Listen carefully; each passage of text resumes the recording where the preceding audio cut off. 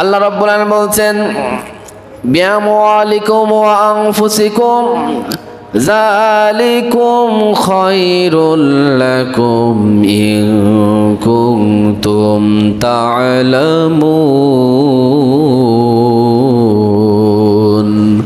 আল্লাহু আকবার। আল্লাহ রাব্বুল আলামিন বলছেন জান এবং মাল দিয়ে যদি সংগ্রাম করতে পারো তাহলে তোমাদের জন্য এটা হবে উত্তম, যদি তোমরা বুঝতে পারো। আমরা জিজ্ঞাসা করলাম, আল্লাহ যদি আমরা জান এবং মাল দিয়ে আল্লাহর রাস্তায় সংগ্রাম করি, জিহাদ করি, তাহলে আমাদের উপকারটা কি হবে?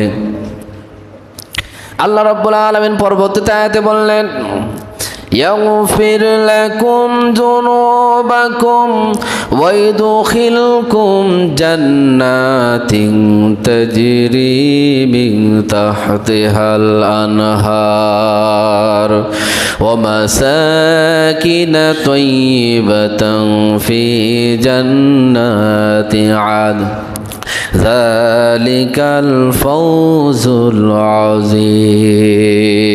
الله أكبر।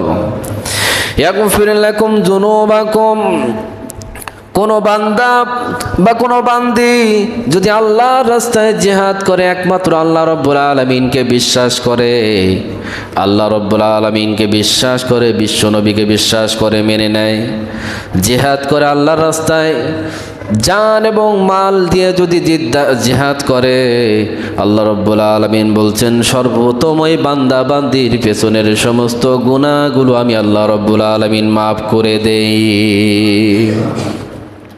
সুবহানাল্লাহ, জোরে হয়নি কিন্তু।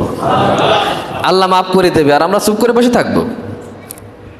আল্লাহ তাআলা বলছেন জিহাদ করলে, সংগ্রাম করলে প্রথম যে উপহার যেটা পাবা সেটা হলো তোমার সমস্ত গুনাহ মাফ করার দায়িত্ব আমি আল্লাহ নিয়েছি। সুবহানাল্লাহ।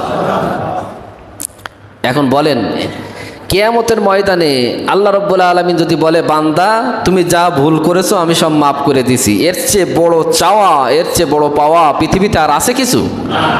নাই। প্রত্যেক বান্দা ভুল করবে, করে। আদম সন্তান শুরু থেকে শেষ পর্যন্ত ইচ্ছা অনিচ্ছায় ভুল ভ্রান্তি পাপ হবে, কিন্তু নিরাশ হওয়া যাবে না। লা তাকনাতু মির রাহমাতিল্লাহ, আল্লাহ তাআলার রহমত থেকে নিরাশ হয়ে যেও না। এখন আপনারা বলেন, আমরা যতটা পাপ করি, আপনার জীবনে যত পাপ করেছেন, আপনার পাপটা বড় না আল্লাহ তাআলার রহমত বড়? রহমত বড়। যদি আল্লাহ তাআলার রহমত বড় হয়ে থাকে, এই রহমত দিয়ে ঢেকে দিয়ে আপনার পাপ রাশিটা মুছে দিবেন আল্লাহ তাআলা। সুবহানাল্লাহ বলেন।